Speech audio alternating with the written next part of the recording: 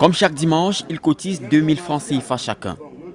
Le montant total cotisé par les membres aujourd'hui est de 120 000 francs. La moitié est prévue pour épargner et produire des intérêts. 60 000 francs sont remis à un seul membre sélectionné par tirage au sort. L'intérêt, c'est de faire que celui qui n'a pas puisse être aidé par les autres. L'attrait principal, c'est de faire que tous les Bamna se retrouvent ensemble. Dans son atelier, on retrouve Herman. Il travaille comme mécanicien et son salaire mensuel est modeste. Mais parce qu'il est membre de la tontine depuis 4 ans, il a pu réaliser un projet qu'il tenait à cœur. En percevant mon salaire ici, le salaire du mois, ça ne me permet pas d'acheter un terrain. Bon, en gardant dans cette tontine, j'ai la possibilité au bout de 2 ans, 3 ans, de récupérer et acheter un terrain.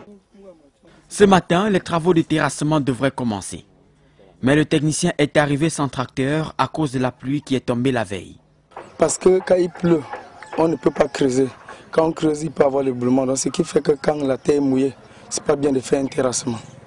Herman et sa famille pourront habiter dans leur propre maison bientôt. Herman a pu réaliser son rêve grâce à une seule tontine. Mais d'autres le font grâce à plusieurs tontines. Rosaline en fait partie. Elle a pu ouvrir un bar.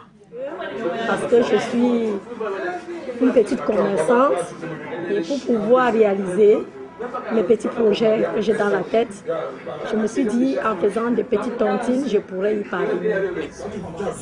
Rosalie est devenue entrepreneur grâce à ses tontines. Elle a créé 2 emplois, 2 serveuses qui flattent les clients. Les revenus permettent qu'elle cotise facilement 2 tontines par semaine. Il n'est pas toujours évident de contribuer dans plusieurs tontines pour réussir comme Rosaline. Cela impose plusieurs contraintes, plusieurs sacrifices pouvant conduire à l'endettement.